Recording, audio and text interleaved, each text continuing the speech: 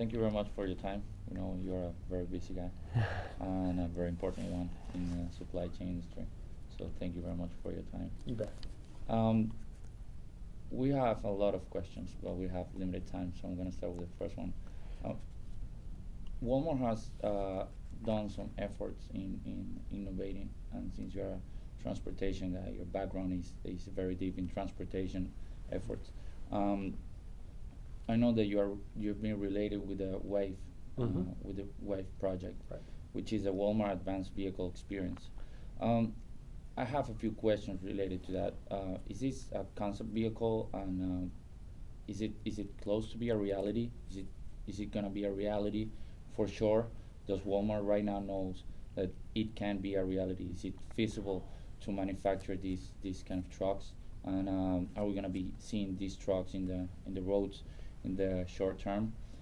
The other one is how how does this vehicle fit into the sustainability uh, strategy for Walmart? And how do you see the training and the Swift for truck drivers uh, from old uh, trucks to these kind of trucks, new trucks? Right. Right. Okay. Let me back up first. Let me talk the sustainability piece first. Then I'll talk about where we stand from the standpoint of using the Wave truck and whether we'll see the Wave truck on the roads.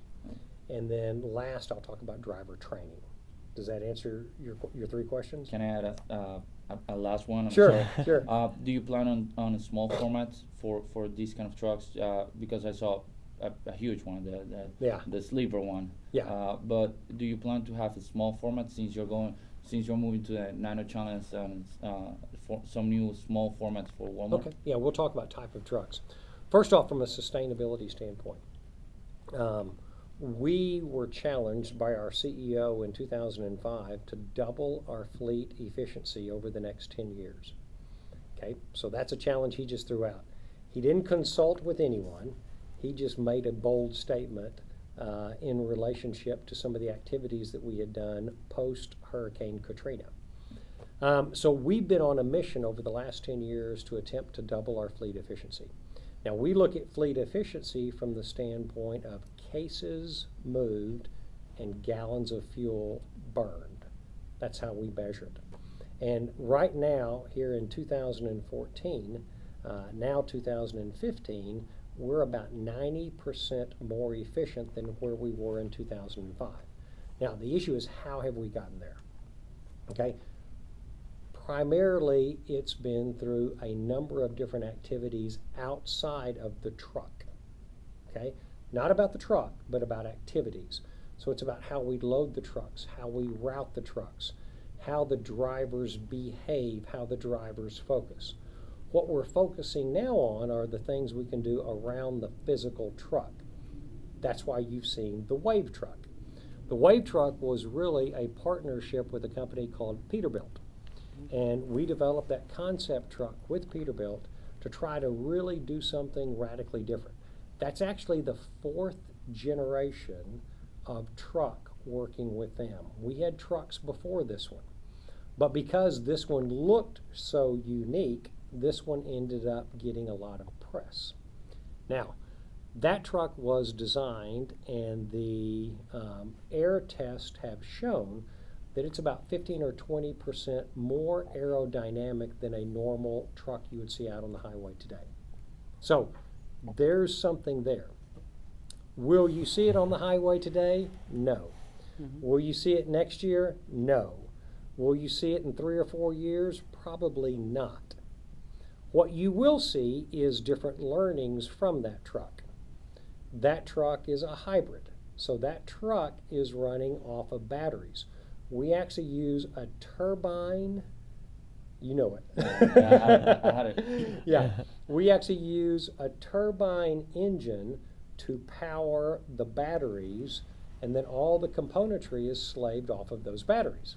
So that's how the thing actually operates. The beauty about a turbine engine is it is basically fuel neutral. You can run lots of different fuels through it. So that's what makes it fairly unique. Now, The problems with why you will not see that wave truck out on the highway are it does not meet DOT specifications. So the U.S. Department of Transportation. There's issues with the light design. There's issues with the fiberglass that it's built with. There's issues with the way the windows are designed. There's issues that there's no rear view mirrors. It's all cameras. So there's lots of things that from a U.S. Department of Transportation standpoint don't meet the safety guidelines that would cause it to be approved. But we're already learning from that truck and being able to apply those learnings to other trucks, as are the manufacturers. So from that standpoint, it's working. Now, back to driver training. We know today that probably there's a fuel efficiency improvement of approximately 20 or 30% that's totally controlled by driver behavior. Now, so how drivers behave, how they choose to drive is a huge issue for us. So we will continue to focus on training our drivers, incentivizing our drivers, engaging our drivers, giving our drivers those visible tools like on the screen in front of them, showing them exactly what their MPG is all the time to change their behavior to focus on those kind of things, because we know they control a lot of that. Last, small format stores. How does this change? We are testing other type vehicles, other type delivery mechanisms for smaller format access points. It could be a store, it could be a drop-off point, it could be a delivery vehicle. Clearly, to go to someone's home, we're not going to take a 53-foot tractor trailer rig to someone's home. So we've got smaller vehicles that we're testing right now. Some are temperature controlled, some are not. We're also playing with that depending on what we're delivering and how we're handling it. So a lot of those things are in the works. Hope to see them in the news. Thank you, Juan. Yes? So my question, Chris, is when expanding into new geographies of market, what are the key supply chain and logistic challenges that Walmart faces? And if you can give us an example where it worked well and where it did not work well, and what is the learning if it did not work well? I've got tons of examples of where it didn't work well. A lot of it, you've got to tailor the supply chain solution to the market conditions. Mm-hmm. Let me give you a very good example. Think about you're India. Mm-hmm. No one here. Well, you're Venezuela. Think about the geography of Chile. Right. When Walmart first went into Chile, Mm-hmm. you've got to think about the geography of that country. Okay, Chile is as north-south tall as the United States is east-west wide. But yet Chile is only about 100 miles wide, long, tall country. We have stores down in the south, in the Patagonia type area, as well as stores up north in the more metropolitan areas. Mm-hmm. Our supply chain solution has to take into account that type of geography. Mm-hmm. We have people that have been very involved in the geography of the UK and then come over to the United States and don't realize, especially as you get into the western part of the United States, the openness of the environment and the distance that you have between distribution centers and stores. There's also labor components. When we first walked into China, we wanted to put in a lot of mechanization solutions that we use in the United States. The labor components in China didn't justify that level of mechanization, nor did they down in Mexico. Mm-hmm. It made more sense to put labor against the solution rather than put machines against the solution. So those are all of the things you've got to look at. The other challenge we've had recently is down in Brazil. Brazil, from a transportation perspective, did not have hours of service regulations. Okay. They just instituted those this year. And the hours of service regulations in Brazil are now more stringent than the United States. That causes you to have a different solution from a transportation standpoint and a lot more investment in transportation because of the hours of service. That's true if there's an enforcement of the hours of service. Because it's brand new, no one's enforcing the laws yet. So if you go pour an expensive solution into something that's not being enforced, you've got to be careful. You can put yourself at a competitive disadvantage. So those are the things you've got to work with in every market. We had all kind of solutions and successes in countries. We had all kind of misses in countries. Japan was another great example, because in Japan there's such a level of distributor model where one group sells to another group, sells to another group, sells to another group, and then finally sells to the retailer. Trying to get in and be a retailer going directly to the producer has been very difficult because of the structure in that market. So every market has its own unique characteristics. Does that answer your question? Yeah, that Good. really is. Good, very good. Chuck? Chris, my question is about small store formats and the movement towards urban populations. I know that Walmart has tested some of its small format stores in Chicago. Yep. And I used to live in Chicago, and I know it's a very planned out grid street network. And I was wondering, how is Walmart looking at cities like Boston that are not laid out on a grid, that require a different approach? How is Walmart trying to tackle those kinds of markets? I would tell you our strategy of metropolitan markets, which is really what you're talking about, more dense urban markets. Our strategy has kind of been evolving over time. For example, you talked about Chicago. Do you know where the presidential towers are in Chicago? High-rise apartments. Yes, I think We've so. got a neighborhood market at the base of 4 large towers. Now, those 4 large towers represent 60,000 people. And at the base of those large towers, we put a neighborhood market in. Now, that's working pretty good. The problem is there's no dock. There's limited receiving hours, delivery hours, and the volume that's going through that operation is very large. So it's presented a unique set of challenges for us. As we've looked at other dense urban markets, some urban markets like New York City, we haven't been allowed to put stores in. The municipality and everything else with the zoning laws and everything else, we haven't overcome that. So I think what we'll end up doing is looking at different solutions for different markets. I think what we may end up doing is a lot more access points or delivery points in a lot of these more dense urban markets. We clearly will have much smaller square footages of stores or retail locations in the dense market. For us, it is going to be different logistics solutions than what we're normally used to. Because again, just like we talked about in other markets, you're not going to take a 53-foot tractor trailer rig into downtown Chicago or downtown Boston or downtown New York City. You've got to have a different delivery vehicle, a different frequency, and a different solution. And so those are the different solutions we're playing with right now. Thanks. You bet, Chuck. Yes. So my question is about the work that Walmart did during Hurricane Katrina. Yep. What I wanted to ask was, what have been the learnings from that humanitarian work that was done for Walmart? What could be the possible takeaways for the other agencies? In fact, you guys were the first to reach the people. FEMA and other agencies followed you there.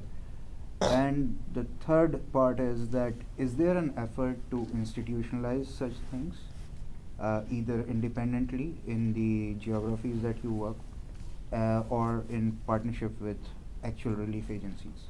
Good. Let me start with the first question and kind of the third, and then you may have to help me with the second question. Okay? In terms of what we learned from Katrina, probably the biggest thing we learned is that we can be a very positive force in those times of crisis. And one of the things you talked about, that we were in there in many cases before the relief agencies. Well, we were, and in a lot of ways we were because it was easier for us. We already have a supply chain. We already have a retail store. We already have distribution centers. We already run trucks up and down those same roads. So in some cases, it was much easier for us to respond to the crisis than it was, say, the National Guard or the reserves or FEMA. They had to first mobilize. Well, every day we're mobilized. So we were already in that position.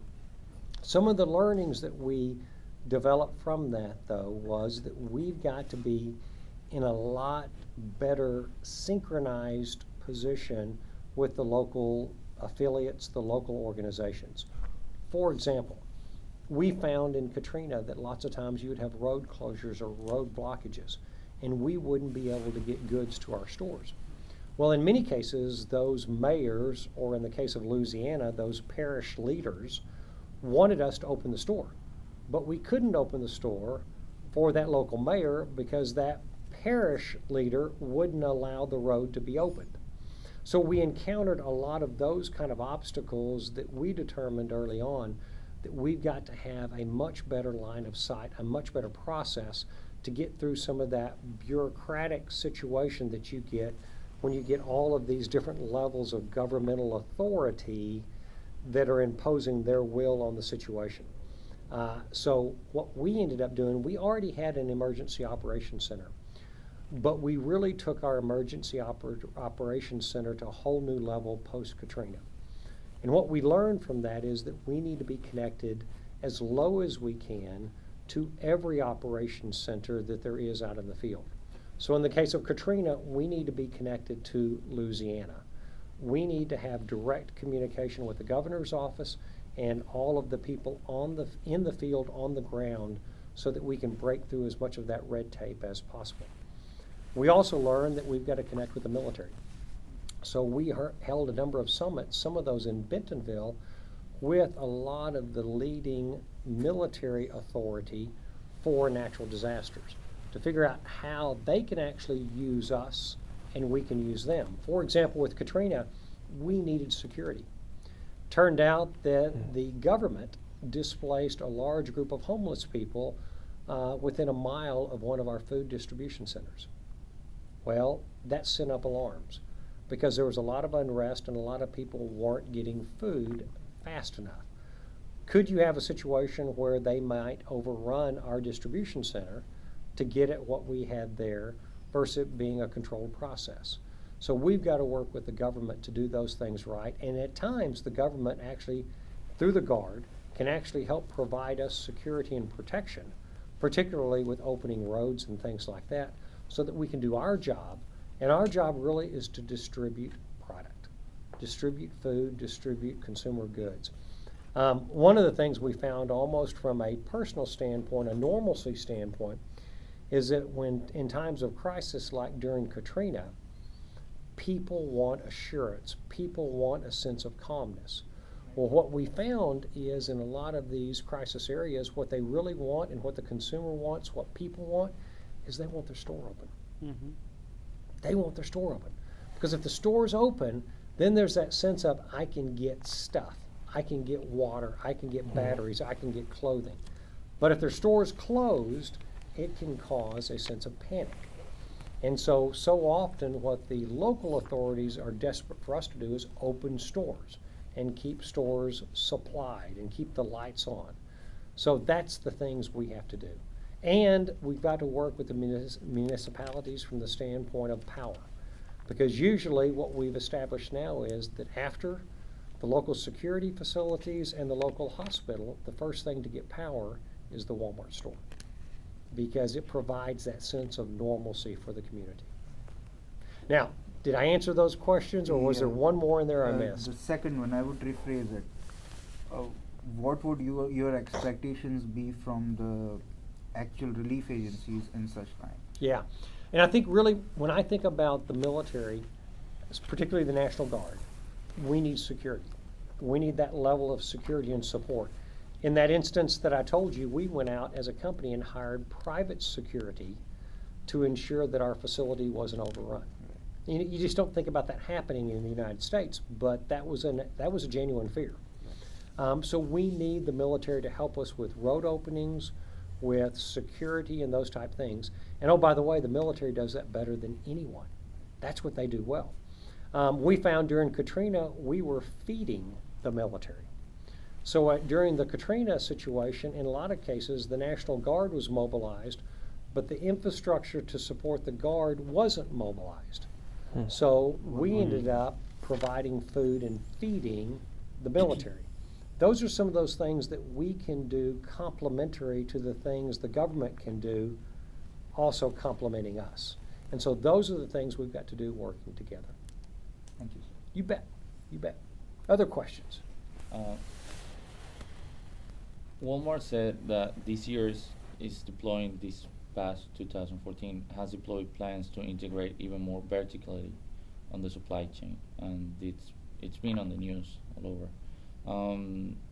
It wants to ensure the efficiency and some effectiveness that is lacking on the supply chain. How far is Walmart planning to go on this integration, and how much control Walmart think that it's needed for its operation to be efficient? This is Right. my first question, and my second question. It's not a question actually. It's I want to know this basically because I'm an entrepreneur in supply chain, and I would like to know if you have an advice for these suppliers or maybe possible suppliers out there, because you're not getting something from your suppliers. It's something that you want that it's not out there, and that's why you have to look and seek integration. What is it that you would like to see in your suppliers? Something that you don't find out there right now. Okay. First, from the vertical integration piece of the question. The only areas right now where we're going vertical would be that we work extensively with our growers. Okay. From the standpoint of producing TVs or laundry detergent, things like that, we don't do that, and we've not made moves to get into that type of manufacturing. But when it comes to food and commodities, things like produce, meat, seafood, we are working directly with the growers and the producers of the product. And there's a multitude of reasons why. When you work directly with them, you can control quality.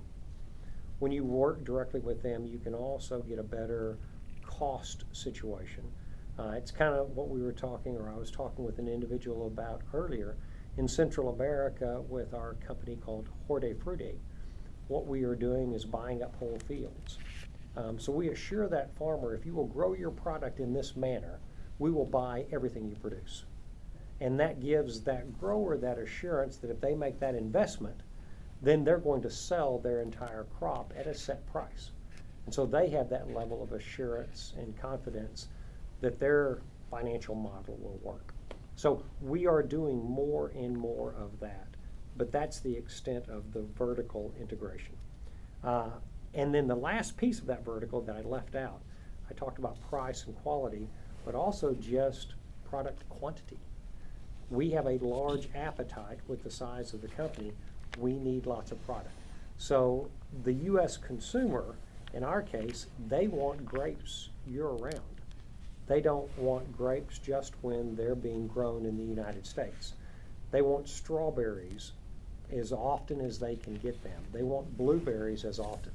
So a lot of that product becomes globally sourced to complement the growing seasons in South America, from our standpoint, Chile, Ecuador, and all of those areas, sourced into the United States. So we have to get closer and closer to the producer side, but it's primarily on the food side. Your second question was around, as an entrepreneur, as a supplier, what would I want out of you? Probably the greatest thing is innovation. Okay, we are constantly looking for new products, new ideas, new solutions, new services that consumers want. What we've got to balance is the fact that we've got this huge appetite. So if you're a small entrepreneur and you bring an idea and this level of scale, Walmart wants this scale. So there's got to be a balancing act that we do it in a manner that you can be successful, but at the same time we can bring that new idea to market as fast as possible. So probably the greatest thing would be innovation. Does that answer your question, Warren? Yeah. Very good. Yes. I have a question regarding technological changes that are Yeah. happening. Yeah. What do you think will shape up this retailing industry in the next 5 to 10 years, and how is Walmart gearing up for that change? I think the biggest thing I see from the standpoint, we talked earlier about constant change. There's Yeah. change going on. Exactly. The biggest thing I see right now is actually the speed of change. Mm-hmm. So whereas we've seen change go on for my 26 years with the company and testing and everything else, the speed of that change is happening a lot faster today Mm-hmm. than I have ever seen it. I can only envision that it'll be happening much faster when you're sitting in my chair 26 years from now. So how we adapt to that speed, capitalize on that speed, and how a large company can be nimble and move fast as an entrepreneurial small company, I think that's our greatest challenge. So how do we move fast, make decisions quick, deploy capital fast, and keep up or accelerate at the pace change is happening right now is our biggest challenge. That answer? Yep. Very good. Chuck? We have time for one more question. So my question for you is, there's been a lot of. Bronco fan. I'm not a Bronco fan. Okay. I just had to check it. My question is about the changing demographics of the customer base in the United States, and to what extent is Walmart tracking that and shifting the design of the stores and the formats, particularly with age-friendly design? Yeah, I think there's 3 or 4 components to your question. It's a very good question, but there's 3 or 4 different components to it. You've got the age change, the aging of the consumer. You also have a consumer that's now has a smaller family unit. So families are smaller. So the consumer's aging, families are smaller, the consumer is more diverse. In fact, I was reading an article the other day that the whole concept of diversity is going to go away over time because the consumer landscape will be so diverse, diversity won't even be thought of like it is today.